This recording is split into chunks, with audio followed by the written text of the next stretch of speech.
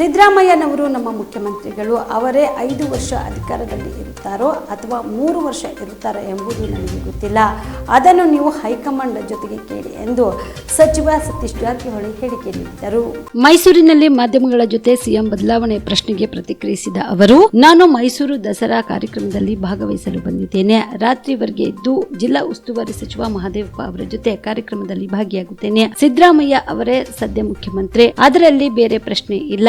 ನಾವು ಅವರ ಜೊತೆ ಸಚಿವರಾಗಿ ಕೆಲಸ ಮಾಡುತ್ತೇವೆ. ಸದ್ಯ ಸಿಎಂ ಬದಲಾವಣೆ ಪ್ರಶ್ನೆ ಉದ್ಭವಿಸುವುದಿಲ್ಲ. ಆ ರೀತಿಯ ಚರ್ಚೆಗಳು ನಡೆಯುವುದಿಲ್ಲ. ಇದು ವಿರೋಧ ಪಕ್ಷಗಳು ಹಾಗೂ ಮಾಧ್ಯಮಗಳಲ್ಲಿ ಚರ್ಚೆ ಆಗುತ್ತಿರುವುದು ಅಷ್ಟೇ. ಆ ಪಕ್ಷದವರು ಪ್ರೀತಿಯಿಂದ ನಮ್ಮ ಹೆಸರನ್ನು ಹೇಳುತ್ತಿದ್ದಾರೆ. ಆ ರೀತಿಯ ಬೆಳವಣಿಗೆ ನಡೆದಿಲ್ಲ ಎಂದು ಹಲವು ಬಾರಿ ಸ್ಪಷ್ಟಪಡಿಸಿದ್ದೇನೆ ಎಂದರು. ಕೂಡ ಬಂದಿದೆ, ಈಗೂ ಕೂಡ ಬಂದಿದೆ, ನಾವು ಮುಂದೆ ಕೂಡ ಬರ್ತಾನೆ ಇರ್ತೀವಿ. ಇದರಲ್ಲಿ ಏನು ವಿಶೇಷ ಆಗಿ ಏನಿಲ್ಲ. ದಸರೆಯಲ್ಲಿ ಯಾವ ಕಾರ್ಯಕ್ರಮ ನೋಡ್ಲಿಕ್ಕೆ ಬಂದ್ರಿ? ಎಲ್ಲ ಇವತ್ತು ಏನೇನಿದೆ ಎಲ್ಲ ಜಿಲ್ಲಾ ಉಸ್ತುವಾರಿ ಸಚಿವರಿಗೆ ಹೇಳಿದ್ದೀನಿ. ಅವರು ಕರ್ಕೊಂಡು ಹೋಗ್ತೀವಿ ಅಂತ ಹೇಳಿದ್ದಾರೆ. ನಿನ್ನೆ ಶ್ರೀರಂಗಪಟ್ಟಣದಲ್ಲಿ ದಸರಾ ಉತ್ಸವ ಭಾಗವಹಿಸಿದ್ದೀವಿ. ಸಾಯಂಕಾಲ 9 ಗಂಟೆವರೆಗೆ ಏನಿದೆ ಎಲ್ಲ ನೋಡ್ತೀವಿ.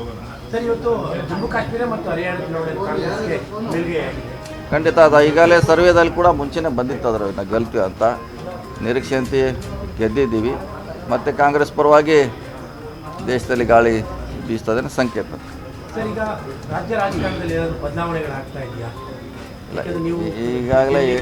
ಈಗಾಗಲೇ ಹೇಳಿದ್ದೀವಿ ಅಂತ ಯಾವುದೇ ವಾತಾವರಣ ಸನ್ನಿವೇಶ ಇಲ್ಲ. ಪದೇ ಪದೇ ಹೇಳಿದ್ದೀವಿ ಈಗಾಗಲೇ. ಇಲ್ಲ ಈಗಲ್ಲಿ ಹೆಂಗೆ ರೇಸ್ ಖಾಲಿ ಇಲ್ಲ, ಹೆಂಗೆ ರೇಸ್ ಇಲ್ಲೂ ಎಲ್ಲರ ಈಗಾಗಲೇ CM ಇದ್ದಾರೆ. ಸೊ ಅವರೇ ಮುಂದುವರಿತಾರೆ. ಸಾಕಷ್ಟು ಸರಿ ನಾವು ಹೇಳಿದ್ದೀವಿ, ನಮ್ಮ ಮಂತ್ರಿಗಳು ಹೇಳಿದ್ದಾರೆ, ಪಕ್ಷ ಹೇಳಿದೆ, ಹೈಕಮಾಂಡ್ ಹೇಳಿದೆ. ಸೊ ಅದ್ರ ಬಗ್ಗೆ ಮಾತಾಡೋದು ಅವಶ್ಯಕತೆ ಇಲ್ಲ. ಹೊಸ ಜವಾಬ್ದಾರಿ ಬಂದರೆ ಸತೀಶ್ ಜಾರಕಿಹೊಳಿ ಇಲ್ಲ, ಆ ಪ್ರಶ್ನೆ ಉದ್ಭವಿಸ್ತಿಲ್ಲ. ಹೊಸ ಜವಾಬ್ದಾರಿ ಯಾವ್ದಾದ್ರು ಬಂದರೆ ಹೊಸದೇನಿಲ್ಲ, ಹೊಸದಿಲ್ಲ, ಹಳೇದು ಇಲ್ಲ. ಇದ್ದ ಮಂತ್ರಿಯಾಗಿ ಇರ್ತೀವಿ ನಾವು 5 ವರ್ಷ. ಒಳ್ಳೆ ಕೆಲಸ ಮಾಡಲಿಕ್ಕೆ ಪ್ರಯತ್ನ ಮಾಡ್ತೀವಿ. ಅಲ್ಲ, ಕಿಂಗ್ ಮೇಕರ್ ಆಗಿದ್ದವ್ರಿಗೆ ಕಿಂಗ್ ಆಗುವಂತ ಅವಕಾಶಗಳು ಬರ್ತಾ ಇದ್ದಾವೆ. ನಿಮ್ಮ ಅಭಿಮಾನಿಗಳು ಕೇಳ್ತಾ ಇರುವಂಥದ್ದು, ಯಾಕಂದ್ರೆ ಘೋಷಣೆ ಸಹ ಕೂಗುವಂತ ಕೆಲಸವನ್ನ ಮಾಡ್ತಾ ಇದ್ದಾರೆ ಕಾರ್ಯಕ್ರಮದಲ್ಲಿ. ಅದು ಎಲ್ಲ ಕಡೆ ಮಾಡ್ತಾರೆ. ಈಗ ಅವ್ರವ್ರ ಲೀಡರ್ ಬಂದಾಗ ಘೋಷಣೆ ಕೂಗುದು ಅದೇ ಹೊಸದೇನಲ್ಲ.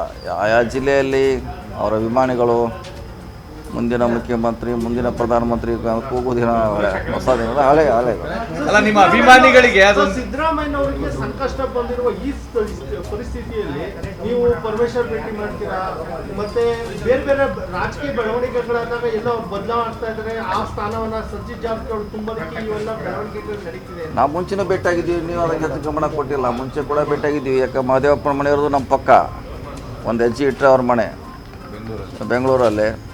ಸೊ ಮುಂಚೆನೂ ಕೂಡಿದ್ದೀವಿ.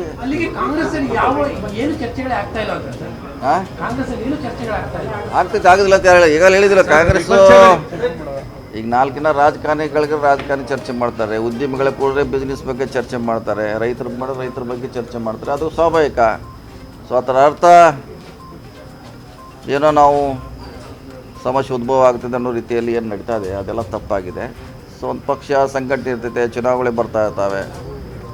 ಸೊ ಈಗಿನ ನಾಯಕತ್ವ ಹೇಗೆ ನಾವು ಗಟ್ಟಿಗೊಳಿಸ್ಬೇಕು, ಹಲವಾರು ಚರ್ಚೆ ಆಗ್ತಿತ್ತು. ಆಗಲ್ಲ ಅಂತ ಹೇಳಿಕ್ಕೆ ಇರ್ತಾರೆ, ಅವರು ಇರ್ತಾರೆ, ಅಷ್ಟು ಮಾತ್ರ ಹೇಳ್ಬೋದು. ಸಿದ್ದರಾಮಯ್ಯ ಅವರು ಮುಖ್ಯಮಂತ್ರಿಗಳಿಗೆ ಇರ್ತಾರಂತ ಅಷ್ಟು ಮಾತ್ರ ಹೇಳಬಲ್ಲೆ ನಾನು. ಇರ್ತಾರೆ. ಇಲ್ಲ ಅದನ್ನೇನು ನೋಡಿ ನೀವು DK ಶಿವಕುಮಾರ್ ಅದನ್ನ ನಮ್ಮನಿಗೇನು ಹೈಕಮಾಂಡ್ ಕೂಡಿಸಿ ಏನು ಚರ್ಚೆ ಮಾಡಿಲ್ಲ. ಅದನ್ನ ಅವ್ರನ್ನೇ ಕೇಳಿ.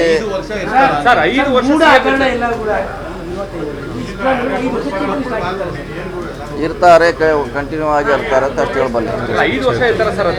ಅದನ್ನು ಅವ್ರು ಕೇಳಿ. ನೀವು ಯಾರನ್ನ ಡೆಲ್ಲಿಗೆ ಹೋಗಿ ಈ ಪ್ರಶ್ನೆ ಕೇಳಬೇಕು. ನನ್ನ ಹಂತದಲ್ಲಿ 5 ವರ್ಷ ಇರ್ತಾರೋ 3 ವರ್ಷ ಇರ್ತಾರೋ ಅದು ನನ್ನ ಪ್ರಶ್ನೆ ಅಲ್ಲ.